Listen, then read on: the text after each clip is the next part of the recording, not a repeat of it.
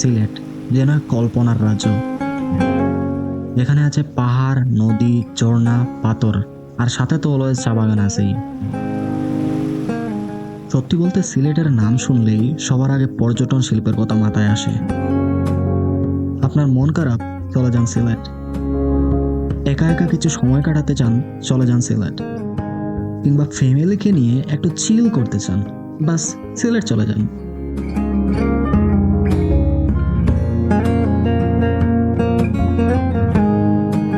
আমার অবশ্য ওইগুলোর মধ্যে কোনো কিছুই নাই, তবে ঘুরতে আমার ভালো লাগে। নতুন জায়গা, নতুন এক্সপিরিয়েন্স আর নতুন পরিবেশ, এটাই আমার ভালো লাগে। তাই তো আমার আজকের গন্তব্য সিলেটের সাদা পাথর। সো কিভাবে যাবেন, কি খাবেন আর কোথায় বা থাকবেন, সবকিছু থাকছে কমেন্ট বক্সে। শুরুটা হয় সিলেটের আম্বরখানা বাস টার্মিনাল থেকে। বিআরটিসির 2 তলা বাসে চড়ে চড়ে সিলেটের প্রত্যন্ত অঞ্চলের বিস্ময়কর এলাকার সব সৌন্দর্য দেখতে দেখতে চলছিলাম সাদা পাথরের উদ্দেশ্যে।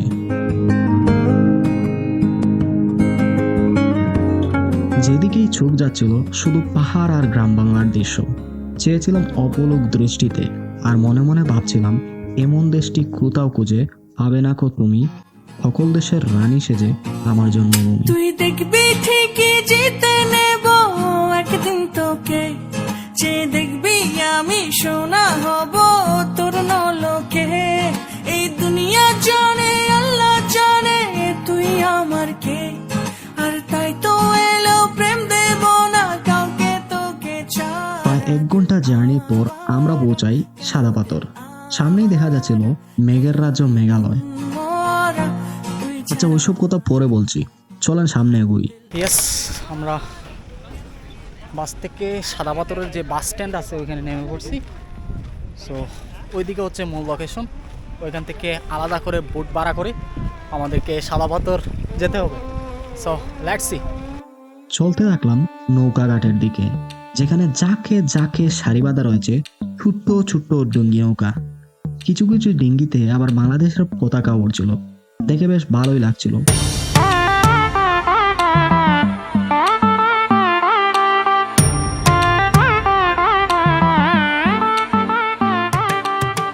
সো এক্স্যাক্টলি জাফলংয়ের মতো এই সাদা পাথরও বেশ কিছু জিনিসপত্রের দোকান রয়েছে। এখান থেকে চাইলে আপনারা গোসলের জন্য আলাদা কাপড় কিংবা বিভিন্ন ধরনের প্রসাধনী কিনতে পারেন।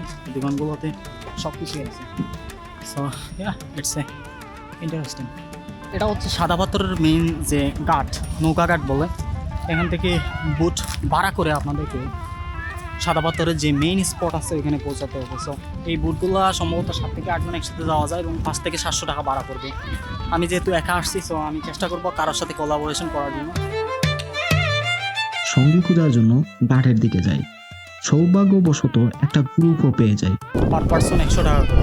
তো আমি একটা গ্রুপের সাথে জয়েন দিলাম এবং 100 টাকা দিয়ে আমি এখন সাদা পাথর যে স্পট আছে ওইখানে যাবো। তো একে একে সবাই উঠে পড়ছে। Now it's my turn.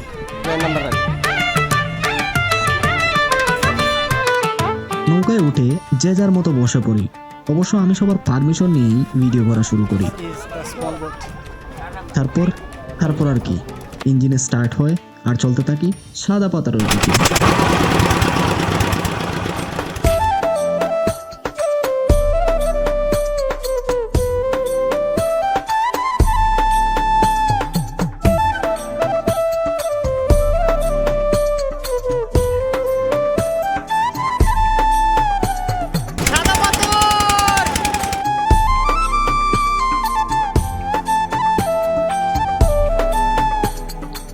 Total নৌকা ভাড়া পড়বে 800 টাকা, আর একটা নৌকায় করে 8 জন যেতে পারবেন। তাহলে জনপ্রতি ভাড়া পড়লো মাত্র 100 টাকা করে। যাবেন, মন মতো ঘোরাফেরা করবেন, তারপর ফোন দিলেই আবার এসে আপনাকে নিয়ে যাবে। Very simple. সো দেখতে দেখতে বলাগঞ্জ সাদা পাথর চলে আসছি। এখানে আমাদের বোটের জার্নি শেষ। ওইখানে হচ্ছে সাদা পাথর। এখন বোট থেকে নেমে পড়বো এবং যখন ব্যাগ দেওয়ার সময় হবে তখন এই বুটের মাঝিকে ফোন দিলেই আমাদেরকে নিয়ে ওই পারে চলে যাবে। তো লেটস এনজয় দ্য সাদা পাথর। অলমোস্ট 15 মিনিট বোট জার্নির পর আমরা পৌঁছে যাই So here it is, the Empire of White Stone. নৌকা থেকে নামার পর মূল স্পটে যেতে আমাদেরকে কিছুক্ষণ হাঁটতে হবে। চলে আসলাম কাঙ্ক্ষিত সেই সাদা পাথর। আমি এর পূর্বে সাদা পাথর 2বার আসছি, তবে ওইভাবে ভিডিও করা হয়নি। আর দীর্ঘ প্রায় 1 বছর পরে আসলাম।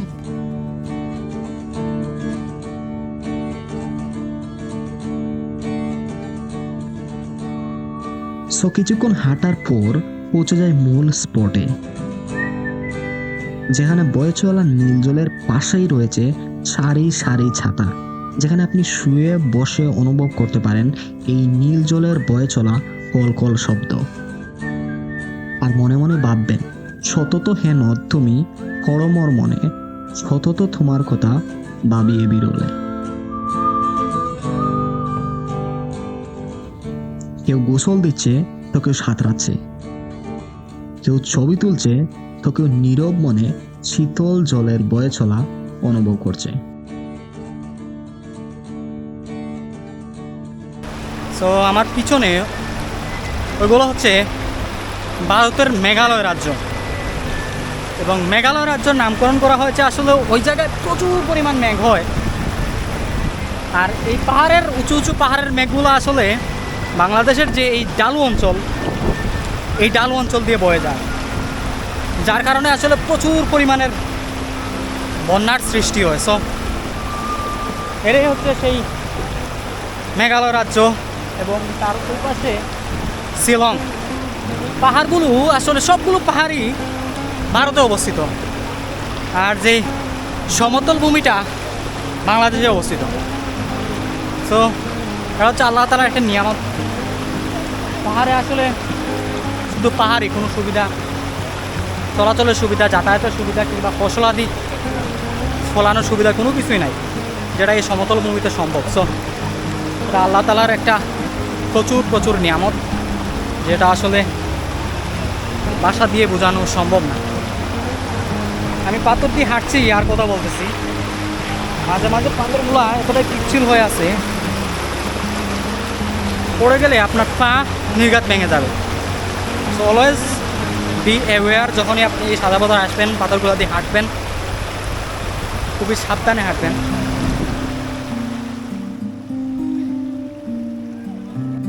আমি যেখানে বসে আছি প্রচুর পানির স্রোত, ওপর থেকে পানি আসতেছে এবং পানির ঢেউয়ে প্রচুর শব্দ হচ্ছে। আর এই পাশে হচ্ছে দর্শনার্থীরা যারা আসছে, কেউ কেউ বসে আছে, কেউ গোসল দিচ্ছে, কেউ কেউ ছাতার নিচে বসে প্রকৃতিটারে আসলে উপভোগ করতেছে। আর আমি এখানেই বসে আছি। ওই কথাটা হচ্ছে বাংলাদেশ বর্ডার গার্ডের যে ক্যাম্প, ওই ক্যাম্পটাই ওইখানে। আর পিছনে হচ্ছে সারিবাঁধা দর্শনার্থী বসে আছে। সাদা পাথরের সৌন্দর্য আসলে সিমিলার কাইন্ড অফ জাফলং, কিন্তু জাফলংটা আসলেও জাফলংয়ের সৌন্দর্য মণ্ডিত, অন্যদিকে সাদা পাথর সৌন্দর্য মণ্ডিত। সো দুইটার আসলে কম্পেয়ার করা যায় না, দুইটার সৌন্দর্য অলমোস্ট সিমিলার হইলেও আসলে কিছুটা ডিফারেন্সেস আছে।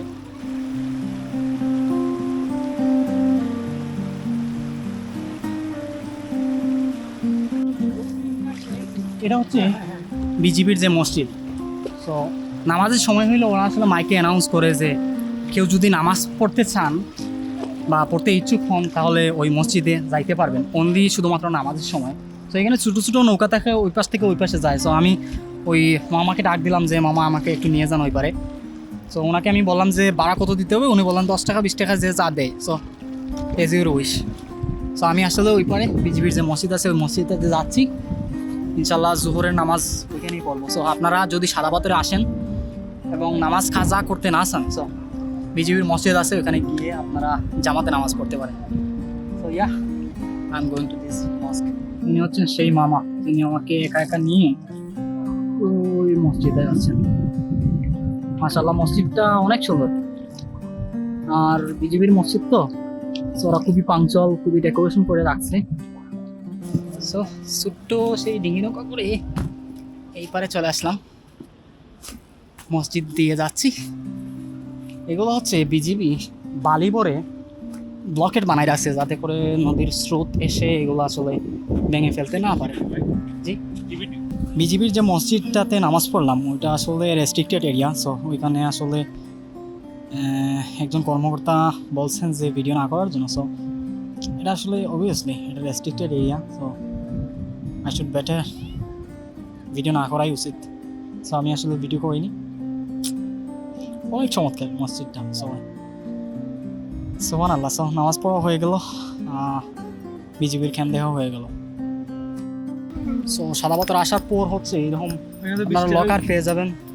এই লকারগুলোতে আপনাদের মূল্যবান জিনিসপত্র রাখতে পারবেন। 100 থেকে 70 টাকা দিলে আসলে এগুলোতে সেফ রাখতে পারবেন এবং তারপরে ফ্রিলি আপনারা ঘোরাফেরা করতে পারবেন।